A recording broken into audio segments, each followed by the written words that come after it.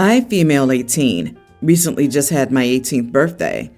It was nothing big, I just went on a shopping spree with my own money. When I came home, my mother and stepfather decided to sit me down and lecture me on how I'm an adult and I need to start paying rent because they weren't going to house adults for free. Even though my stepdad's 23-year-old son lives here for free, but that's beside the point.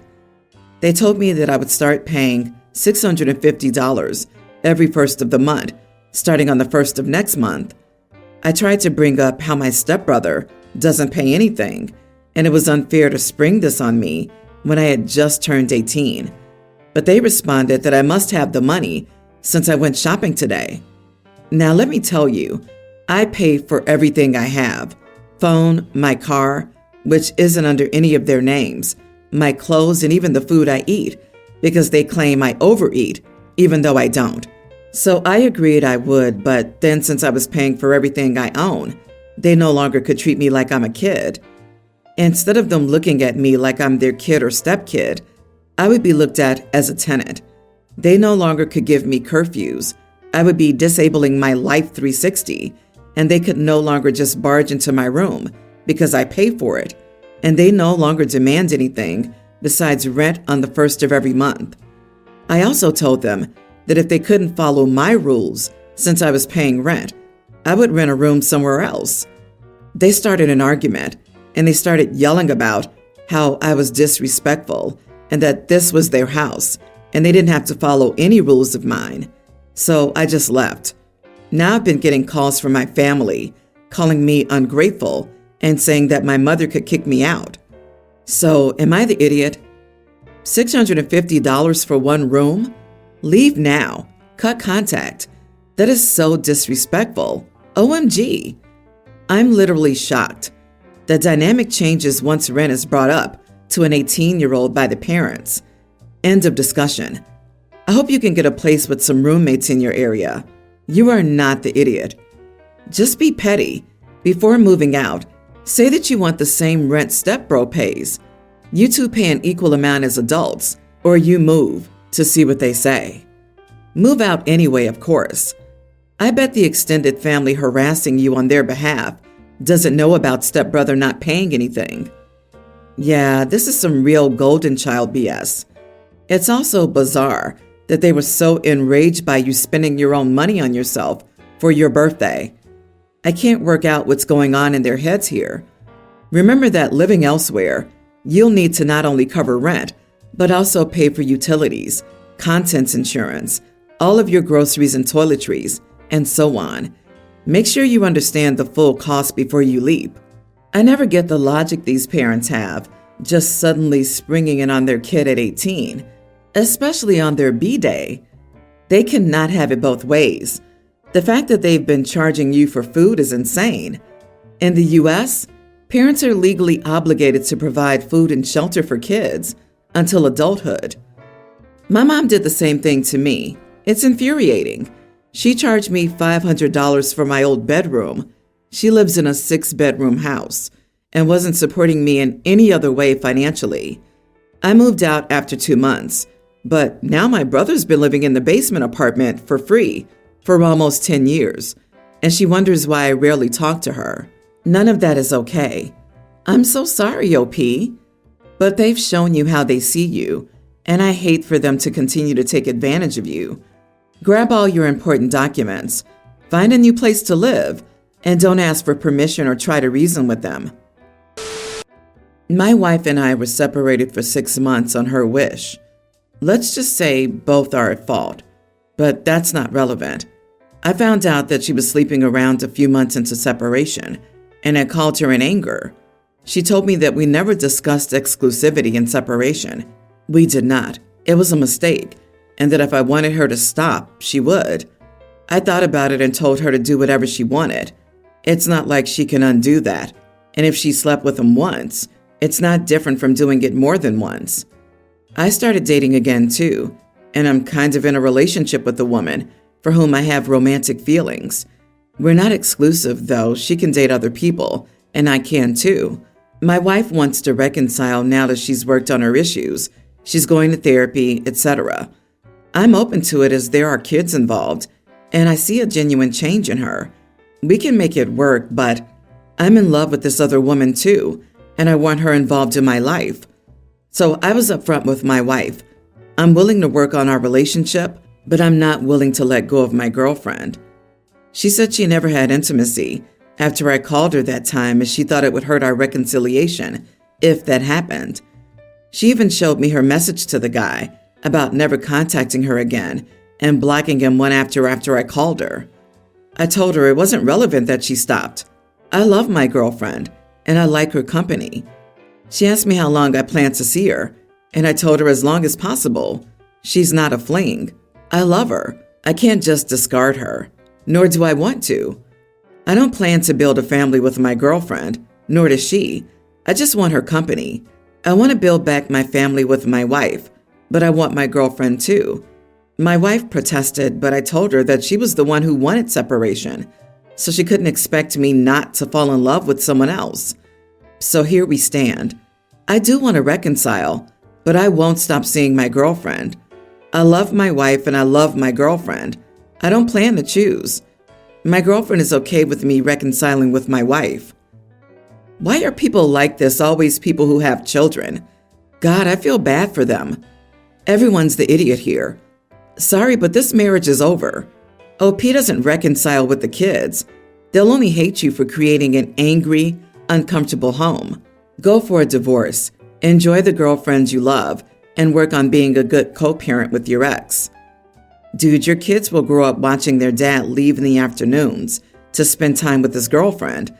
Be with the person you love, because this would be ridiculous.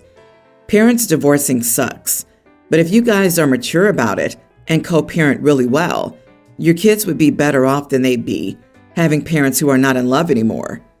Kids aren't stupid, and you wouldn't be able to keep something like this from them, and they'll eventually resent you for it. Rip the Band-Aid off. But I do want to reconcile, but I won't stop seeing my girlfriend. I predict neither wife nor side chick will be around in 6 months. Just get a divorce already. This is ridiculous. You can't have both, dude. You want your cake and to eat it too. Your poor kids, if you have any, just end it with your wife now. It's not likely to last. I, 18 female, recently wrote my country's university entrance examinations along with my cousin's sister, Mindy, 20. This was her second time writing it after she wasn't satisfied with her results last year. Mindy and I aren't exactly close, but we meet via family once or twice a month. My dad was always comparing me to my cousin. It was always, "Oh, your cousin is writing this math Olympiad. Why aren't you?" And, "Oh, Mindy's doing calculus. Why aren't you?" It felt a little unfair to me, since she was older than me and a grade above, so of course I didn't know what the heck she was studying or writing. Fast forward to last year, Mindy fails to do well in the entrance exams and takes a drop year to try again. My dad said something along the lines of, "Even Mindy failed. You need to work harder," and pushes me like crazy. I'd be watching TV and he says, "I bet Mindy's studying right now." Finally, our results came out 2 weeks ago, and I did great. Better than Mindy. She did better than last year, but not great, unfortunately. I won't lie, but let's say I was super happy, not just from doing well in the exams. I was happy because I did better than Mindy, and it felt like I was finally the better cousin. The event in question happened last week at my grandparents' birthday party. They congratulated both Mindy and me. After dinner, we started talking about my future plans and stuff. I mentioned what university I had decided to go to, and then Mindy piped up, and she was just absolutely crapping over my plans for no reason. We're talking about the most passive-aggressive comments about my grades and how I got lucky in the exams. Apparently, she can't picture me in a lab or studying in university, and always thought I'd pick something that suited me more, like becoming a PT teacher. I don't hate our PT teachers, but she said a bunch of stuff that implied I'm a stupid musclehead and not suited for academic stuff. Finally, Mindy outright said, "You're gonna flunk out anyway, so why not just clear the way for the deserving students?" To which I replied that sure, I'd love to do that and thanked her for her service in improving other students' ranks for 2 years straight and said, "Keep it up." She got angry and asked me what I meant, and I said she sure was talking a lot for a 20-year-old NEET living with her mommy. I did not stop there, and we argued for a while. She kept repeating that I was too stupid for school and made comments insinuating that I'm cheating on the exam. I did say something along the lines of, "You aren't exactly a genius either. You couldn't do any better even after an extra year," after she called me stupid. She started sobbing and her parents gave me the dirtiest looks. I got a lecture from almost everyone at the table, ranging from "be more understanding" to "you need to get over yourself." Yeah, it may have been years of resentment built up, but it was the truth, and she deserved it. I feel sorry for her, but I also kinda don't. Am I the idiot? Wow, OP. I hope you carry cream to hand out after a burn like that. Not the idiot. She and her achievements have been shoved down your throat for years. Sadly, everyone thinks so little of you. You proved them wrong, and it's still not enough for them. She's jealous of you doing really well and a gaslighter for making everyone believe she was the victim here. So stick that middle finger up and march off to uni, where she can take as many gap years as she wants. And if I were the gambling sort, I would wager good money that if Mindy's grades had been better than OP's, the whole family would have held a "let's all praise Mindy and dump on OP" party throughout the dinner. Instead, OP was the one who did better on the exams, and somehow they all still found a way to make OP the one at fault. Every one of them can flake off into the sun. I hope OP goes to a university far away and starts a new life that only includes contact with them on her terms. I'm the same. I'll never start a fight, but by God, I'll end it. OP's replies were epic. She started the fight and is whining about being hit back first. And tell everyone that your father has been using her example to emotionally abuse you for at least a decade. So blame him for you having a short fuse on this topic.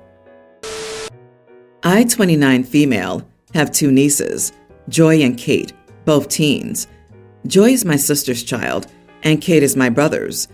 Joy and Kate do a lot of activities together and share many milestones. They recently passed a certain level of the language they're learning, and the family all congratulated them. I make homemade jewelry as a hobby. Nothing expensive, but everyone compliments me and says my pieces are lovely. For passing the language level, I told Joy and Kate that I'm in the process of making 2 necklaces, and they'll each get one on a certain day. I finished the necklace just the night before. In the morning, Joy video called me and said some emergencies on her father's side of the family came up, and she couldn't go to my house. I told her it was okay and showed her the necklaces, one in green and one in yellow. Joy asked if she could have the green one, and I said yes. Later, Kate and her mom came to my house. My sister-in-law said Joy probably wouldn't stop by for the necklace today, as she heard there was some emergency. I told her Joy already called me earlier and got her pick. Kate and her mother asked what I meant, and I showed them the necklaces, telling them the green one was for Joy and Kate could have the yellow one. Kate complained that because she was so pale, the yellow necklace won't stand out as much with her skin tone, and I should have kept the green one for her. My sister-in-law said they came to see me first, so they should get first pick, not Joy, who called. I told them the necklaces are both beautiful and made with love, and I'm sure Joy would be happy to lend Kate her necklace sometimes. I know they're acting entitled, but I wonder if I'm the idiot for how I treat the girls. Info: if the necklaces were supposed to be gifts for the girls, why didn't they get to choose the color before you started? If you take the time to make something for someone, wouldn't you want the color to be intentional? Either it's a color the girl chose, or it's a color you think would look nice on them. You wouldn't be an idiot if you had simply wrapped the gifts and put names on them like a normal person. You know, put a modicum of thought into it and give each cousin the one you think best suits them. Whenever 2 people get their pick, the right call is to have 3 choices. That way, each person actually has a choice. Otherwise, it's exactly what you have here. One gets a choice, and the other feels like they got the leftovers. You set them up for one to be disappointed if they both wanted the same piece? You should have simply gifted each of them a specific piece. You are the idiot. You clearly favor Joy.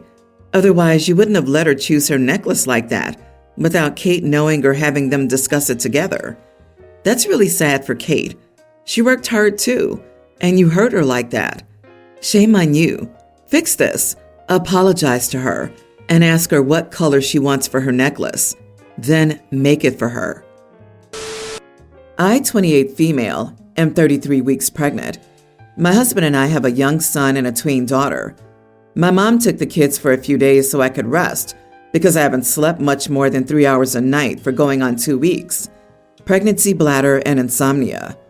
And my husband works really long hours, 12+ hour shifts daily, as he's the manager and the company is short-staffed.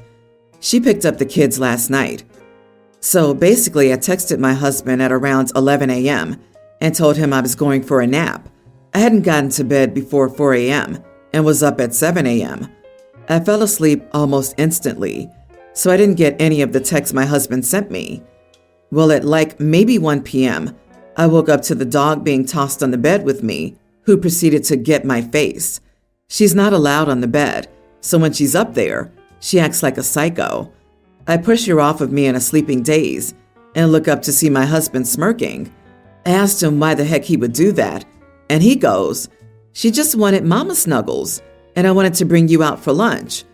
So I said, "Are you serious right now?" and got up and stormed out of the room. I was absolutely livid. I was finally getting sleep, and that's disrupted by a dog smothering my face because he decided to leave work early to treat me now that I don't have the kids, and it doesn't sit well with me. He knows how tired I am. He says I'm an idiot because he just wanted to do something nice for me, but I argued that if he wanted to do something nice for me, he probably shouldn't have thrown the dog on the bed with me, knowing how she would act when I was finally getting some sleep. Not the idiot. If he actually just wanted to do something nice for you and had truly good intentions, he would apologize the second he realized it totally fell flat. Intentions aren't worth crap when the end result is to cause you more distress. Oh, honey, his smirk showed his true intentions. Knowing the dog isn't allowed on the bed showed his true intentions. I swear, there's a real breed of man who cannot handle if his wife is sleeping and he isn't. It's real. Start locking the door, OP. I used to have one of these. He'd wake me up, knowing that I always struggled to fall asleep. I would typically be asleep about 3 hours after him, but he kept insisting on waking me up barely 10 minutes after he woke up because he missed me. Definitely an ex for a reason. Yeah, the dude takes off work to be around his wife when she finally gets to be by herself. If he had good intentions, he would have noticed OP hadn't responded to his text and brought lunch home or made lunch at home then, when OP was still sleeping, written a note letting her know lunch was in the fridge and he had taken the dog for a walk before going on with his day. I thought this was funny too, that he magically doesn't have to work crazy long as soon as he has no responsibilities at home. Completely overwhelmed and overly tired wife, no help can be provided, and there's no way to be home on time. No kids? Let's end work in the middle of the day, and let's wake her up to entertain me. OP, stop having kids with this guy.